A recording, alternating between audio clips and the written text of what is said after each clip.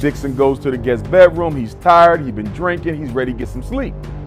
He says he lays down. And at some point, Tyler Perry comes into his room, slips into the bed behind him, and start rubbing the inside of his thigh. Rumor that have been going on about my relationship status. Let me make it clear to you all. I'm not gay. Him and Tyler Perry can't play a man to save their life. They play good women. For years, folks laughed off Dr. Umar Johnson and Katt Williams as loudmouths, paranoid, or just plain bitter. But now, it looks like their words been hitting way too close to home. From shady industry deals to straight-up exploitation on set, they've been calling out Tyler Perry by name. He says one day Tyler Perry comes into his trailer, grabs him violently by the neck, grabs his... warning everyone his billion-dollar empire wasn't as squeaky clean as it looked. And now with this bombshell lawsuit exposing those same twisted patterns they've been screaming about, Tyler's in full-blown panic mode. But what exactly did Umar and Katt say? Let's break it down. Tyler Perry spent decades building this shiny image, the self-made billionaire, the mogul who built a studio bigger than Warner Brothers, the dude giving black actors a chance when Hollywood wouldn't. But behind them tailored suits and big old smiles, Dr. Umar and Katt Williams say there's something way darker going on. Billionaire. He's a billionaire. Why are you hanging around? He says Tyler Perry coerced him, Hart. And now, with this lawsuit finally ripping the mask off, the public's starting to see what's really up. Let's talk about Perry's sexuality, a topic he's never touched on but has been swirling for decades. Tyler always dodged questions, brushing off rumors like they're nothing, saying his personal life is his business. But here's the twist. He made it everybody's business the moment he turned Medea into a billion-dollar franchise, and both Dr. Umar and Katt ain't letting him slide. Tyler Perry been making headlines for his controversial movies, but one drama that keeps creeping back is about The Boondocks. Yup, one of the realest animated shows in black culture. If you a gay person and you in there, put some other gay people on. Even though it ended back in 2014, people still talk about how it called out everything without fear. The episode that shook everyone was Pause, aired back in June 2010.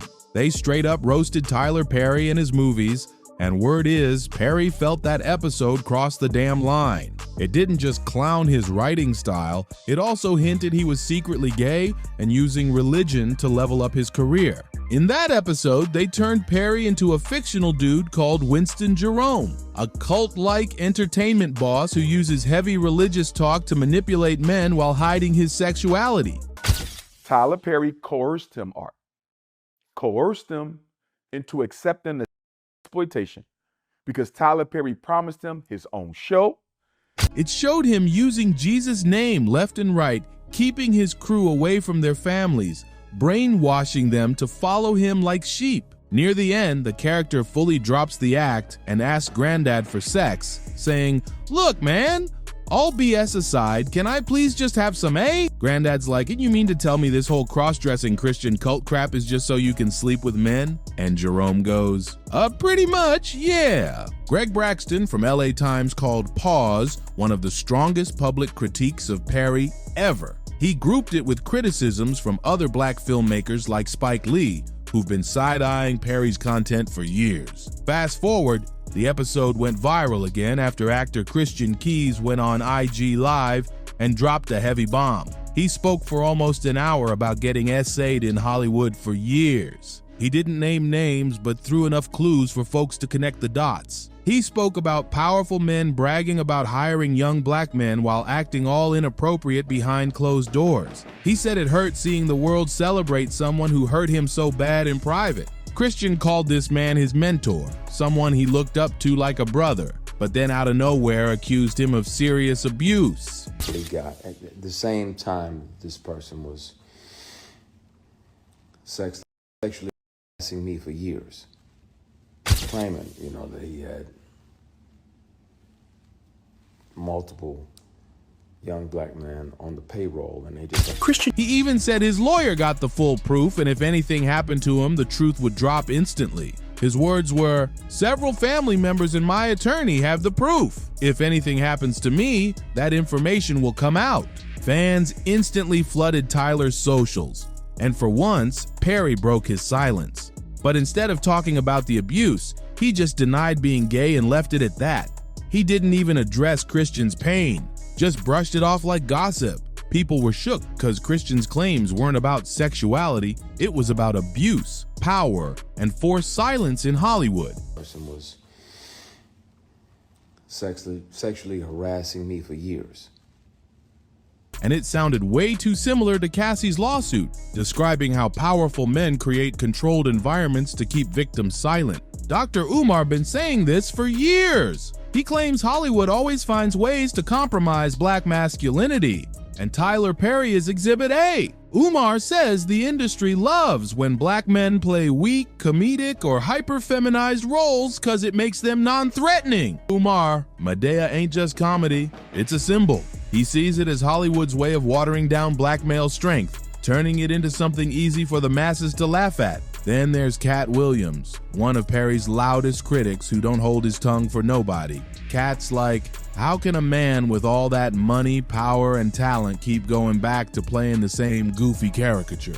Rumor that have been going on about my relationship status, let me make it clear to you all.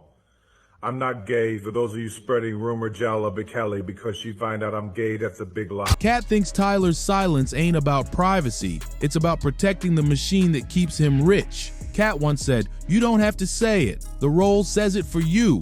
He believes Tyler's success came only after he fully leaned into the Medea act. And that's no coincidence. Both he and Umar believe Perry was handpicked by Hollywood elites because he was willing to play along, while other black creatives who refused were pushed out and labeled as difficult. Over the years, people got used to Medea. At first, it was straight up hilarious. Then it turned nostalgic, and now it's just normalized like it's no big deal. But folks are finally asking what Katt and Umar been yelling about all along. How did we reach a point where one of the most powerful black men in entertainment is best known for dressing up like somebody's grandma in a wig and a floral dress? He says one day Tyler Perry comes into his trailer, grabs him violently by the neck, grabs his. Dave Chappelle once dropped a chilling line saying, "Once you see their real faces, you won't be able to stomach them because they're too twisted to bear." He said, "It's the same monster these Me Too women been warning you about. They hate the monster for how it effed, and I hate that monster for how it eats. But my God, man, it's the same monster." Turns out Dave is one of the only ones bold enough to speak his truth without fearing nobody. Kevin Hart once told everyone he'd never wear a dress because he got boundaries, but then showed up on SNL for his debut and shocked everybody. Even Dave Chappelle, ouch. He spoke about his own run-in with the dress, saying he realized Hollywood, and maybe even the Illuminati, been trying to humiliate and break down black men for real. Then he threw in this cryptic line about a minor but major piece of the puzzle, exposing a dark plan brewing behind the scenes that most viewers can't even see. And then there was that awkward moment on the Kelly Clarkson show that had people side-eyeing hard, while talking about taking on humiliating roles for money. Things that I've really dreamt of doing, which is becoming a global brand and what I love to do and tell jokes. So I'm happy. Clarkson joked about doing things she wouldn't normally do if the pay was right, but when she suggested the people offering the money should step up, Kevin quickly jumped in saying, "It's an open dialogue, we can talk about anything," while putting his finger to his lips almost like a secret signal to stay quiet. That moment sent folks spiraling with theories about what celebs really can or can't say on TV, and honestly, something shady is definitely going on. Meanwhile, Tyler Perry's films like Acrimony always spark wild debates on Twitter.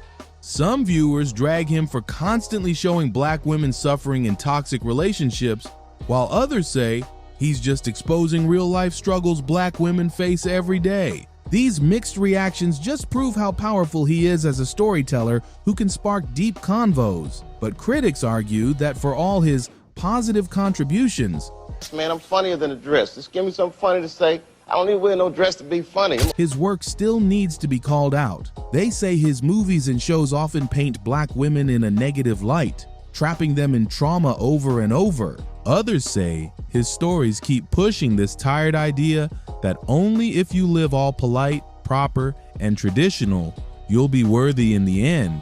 Over the years, people just got used to Medea. At first it was funny as hell, then it turned nostalgic, and now it's so normalized folks barely blink. But now everyone's finally asking what Katt and Umar been saying all along. How did we end up with one of the most powerful black men in Hollywood known for dressing like somebody's grandma? Yes. Manage it, grow it, through all the growing pains of it all. You've managed to do it all on your own, figuring it out and learning as you've gone. Calling me a lot. Dave Chappelle once said something deep. Once you see their real faces, you won't be able to stand them because they too diabolical to bear. He said it's the same monster them Me Too women been warning us about. They hate the monster for how it effed, and I hate it for how it eats. But man, it's the same monster. And Dave stays true to his words without fearing nobody. Kevin Hart once told everyone he'd never wear a dress because he got boundaries. But then he showed up on SNL for his debut rocking that dress and shocked everybody. Even Chappelle was like, ouch! Kevin even spoke about that moment, saying he realized Hollywood, maybe even the Illuminati, been trying to break down black men by humiliating them. He dropped a cryptic hint about something deeper going on behind the scenes that most people couldn't even see. But certain dots, like when I see that they put every black man in the movies in a dress at some point in their career, I'll be connecting them down like, wow, these brothers gotta wear a dress. And then there was that awkward moment on the Kelly Clarkson show. While talking about taking humiliating roles for money, Clarkson joked about doing things she normally wouldn't if the pay was right. But when she suggested the people offering the cash should come forward, Kevin quickly jumped in saying, "It's an open dialogue. We can talk about anything," while putting his finger to his lips like, shh. Fans were like, what the hell was that about? Something shady for sure. Tyler Perry's movies like Acrimony always get people fired up online.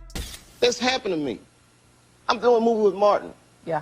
The movie's going good. So I walk in the trailer.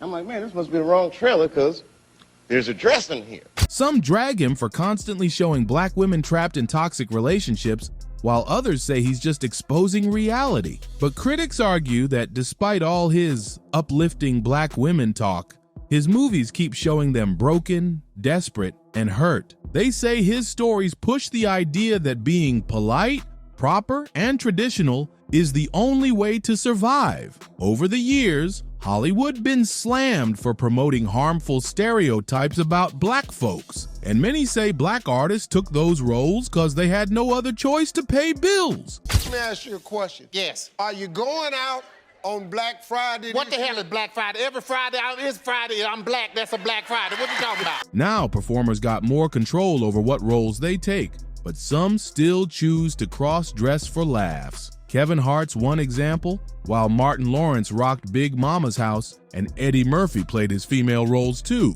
But out of all them examples, Tyler Perry stands out the most as the king of cross-dressing in Hollywood. His Medea franchise made him a billionaire, gave him power in right-wing church circles, and even got his book, Don't Make a Black Woman Take Off Her Earrings, on the New York Times bestseller list. That can possibly affect your brand. Your brand can be diminished, and you don't want that to happen. So, protecting my brand is definitely a priority. But people keep asking, why? Why do these big-name black men keep dressing up like women on screen?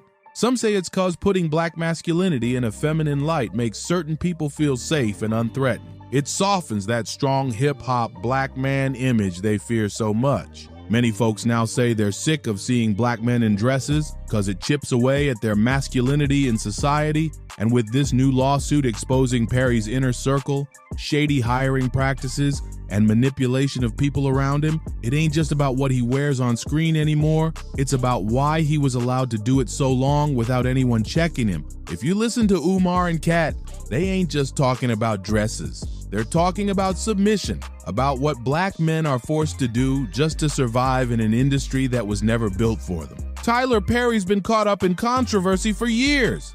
Some artists say he doesn't really support other black creatives like he claims. Filed lawsuit accuses Tyler Perry of sexually assaulting an actor on one of the filmmaker's shows. Actor Dixon has sued Perry for $260 million.